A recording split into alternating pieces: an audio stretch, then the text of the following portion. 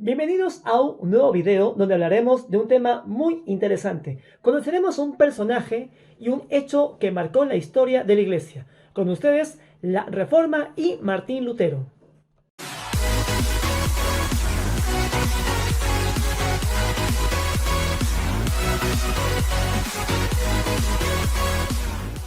Se conoce como Reforma Protestante en un sentido amplio al proceso fundamentalmente religioso que comenzó en el Sacro Imperio Romano Germánico a principios del siglo XVI y que se extendió luego al resto de Europa. Sus repercusiones llegaron a lo económico, lo político y a todos los ámbitos de la vida. A partir de las críticas de Lutero, quien comenzó la Reforma Protestante y de quien hablaremos más tarde, muchas personas y otros reformadores tomaron sus ideas y las oportunidades que creó para desarrollar sus propias posturas. De esta forma, nos encontramos con la fragmentación de la unidad del cristianismo que predominaba desde la Edad Media. Surgieron así distintas variantes contrarias al catolicismo: el luteranismo, el anglicanismo de Inglaterra, el presbiterianismo de Escocia, el calvinismo de Suiza y muchas otras que hoy en día siguen existiendo. El Papa, que era la autoridad máxima en lo religioso dentro de las iglesias católicas, dejaba de ser reconocido en todos los territorios donde estas posturas reformadas cobraban seguidores.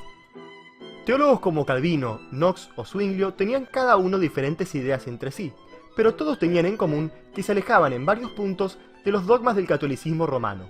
Esto es muy importante, porque el pasar de los ámbitos superficiales a los dogmáticos haría que se convirtieran en herejes, palabra que designa a los bautizados que se mantienen en contra de las verdades reveladas. Esto era ir más allá de otras reformas como las reformas monásticas o la reforma gregoriana, que apuntaban a mejorar a la iglesia pero no a separarse de ella. Como cada postura es tan particular, en este video nos centraremos en la figura de Martín Lutero y sus propuestas, ya que es considerado el padre de la Reforma Protestante. Comencemos por ver cuáles eran las propuestas de Lutero que se apartaban de la teología anterior y que el luteranismo tomaría. El pilar de su prédica era la salvación por la sola fe, que se alejaba de la idea de que las obras ayudaban al hombre a salvarse, diciendo que el hombre no podía intervenir sino que debía creer en Dios y que solo éste le daría la gracia. A esto se suma la consideración de que la Biblia era la única fuente de revelación, es decir, de las verdades teológicas, dejando de lado la tradición y el magisterio del Papa y los obispos. Además, para él, cualquier persona podía interpretar la Biblia. Esto se suma a la idea del sacerdocio universal, que decía que no existía verdadera diferencia entre los que se llamaban sacerdotes y los fieles, que no era necesario ese intermediario entre el hombre y Dios, ya que no tenían ningún tipo de poder especial, solo era una cuestión de vocación. Además, junto a esto, se encontraba la reducción de los sacramentos, que pasaban de ser 7 a solo 2, el bautismo y la comunión. Estos también incluían diferencias teológicas, ya que para él el pecado original no podía cambiarse con el bautismo, y además, la presencia de Cristo en la comunión difería de la concepción católica. Pero ¿quién era este hombre que proponía estas ideas? ¿Quién era Martín Lutero? Lutero era un monje agustino que el 31 de octubre de 1517 envió al arzobispo de Maguncia, el más importante de la región, sus 95 tesis, una serie de propuestas que criticaban fuertemente la venta de indulgencias y la capacidad del Papa de otorgarlas. Según algunas versiones, además de enviarlas, las habría clavado en la puerta de la iglesia de Wittenberg, aunque no se tiene certeza de este hecho. Pero lo importante es que ese día es considerado y celebrado por muchos como el inicio de la Reforma Protestante. Esas tesis llegarían a Roma y se difundirían además por el Sacro Imperio Romano Germánico, desatando una gran polémica. A partir de aquí, Lutero tendría cada vez más público para profesar y defender sus posturas. Es lógico preguntarse qué eran las indulgencias. Dentro de la Iglesia Católica, después de la absolución de los pecados, aún quedan penas que deben cumplirse en el purgatorio, antes de entrar en el paraíso. Las indulgencias eran reducciones de estas penas y podían conseguirse para uno mismo o para terceros. El problema estalló cuando se comenzó a predicar que mediante donaciones se podían comprar estas indulgencias, es decir, a través del dinero. El encargado de ofrecerlas en la región de Lutero era Johann Tetzel, un monje dominico llamado por Alberto de Brandenburgo, el arzobispo al que Lutero mandaría su tesis como vimos antes. El tema de las causas de la Reforma Protestante de Lutero ha sido muy debatido por los historiadores de todos los tiempos, con diversas posturas según la escuela historiográfica. Pero dividamos los tantos y comencemos por el protagonista. Preguntémonos, ¿qué movía a Lutero a realizar estas críticas y proponer sus nuevas ideas? Lutero era un universitario, dedicado a la filosofía, que se había ordenado como monje luego de una experiencia cercana a la muerte cuando un rayo cayó junto a él en una tormenta, en 1505. Al poco tiempo, habría conseguido el doctorado en teología de 1512. Si bien denunciaba las malas costumbres, la riqueza y la baja moral del credo de su época, había sido algo que le preocupaba mucho más la cuestión de la salvación. Muchísimos historiadores incluso coinciden en que al principio no tenía intenciones de dividir a la cristiandad como sucedió después, sino que solo buscaba plantear a teólogos y académicos este problema que tanto lo preocupaba.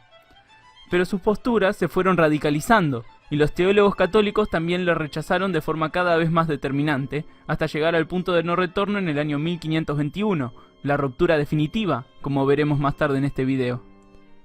Ahora, muchísimas personas, desde los príncipes electores alemanes hasta los campesinos, sin contar a teólogos de otros países, aceptaron las ideas de Lutero. ¿A qué se debió esto? Si bien es cierto que pueden sumarse intereses económicos como la expropiación de iglesias y políticos como la búsqueda de autonomía de los príncipes del Sacro Imperio, en un contexto donde el nuevo emperador, el famoso Carlos V, había sido elegido hace poco tiempo con 17 años de edad, no puede atribuírseles esos intereses a todos los grupos de la sociedad. El hecho de que tantas personas de formación y situación de vida diferentes y de contextos y países distintos rompieran con el Papa y siguieran a los reformadores como Lutero tiene una causa más profunda, que se encuentra en el ámbito de la mentalidad de la época. El siglo anterior había estado repleto de pestes, guerras y hambrunas, un contacto constante con la muerte que generó en los hombres una sensación de pesimismo y desamparo. Pero no abandonaron su religiosidad, la clave de todo esto, sino que por el contrario, se volcaron mucho más hacia ella. Pero la enorme cantidad de problemas que se encontraban en la Iglesia católica, como la degradación del clero, que acumulaba cargos pero que no estaba presente en sus iglesias, hicieron que las instituciones no pudieran contener a la población. El individualismo, una de las características de la mentalidad moderna que venimos viendo en este canal, empezó a crecer, y la religiosidad se hizo cada vez más personal. Por eso, las posturas de Lutero resonaron tanto en quienes los escuchaban. Representaban los principios de una religiosidad donde no había intermediarios entre Dios y los fieles. Si se quiere, era una religión más personal. Una vez hecha esta mella, distintas personas predicaron sus propias interpretaciones y al poco tiempo consiguieron seguidores y fragmentaron cada vez más a la cristiandad. Para terminar, veamos brevemente qué sucedió con Lutero y sus ideas después de que publicara las 95 tesis. En un primer momento, se pidió a Lutero que se retractara de sus posturas, pero él contestó ratificando sus tesis anteriores. En 1518 se envió un teólogo llamado Eck a que debatiese con Lutero, y se produjo lo que se conoce como la disputa de Leipzig. Sin embargo, Lutero profundizó sus ideas hasta 1520, cuando llegó la bula Exsurge Domine.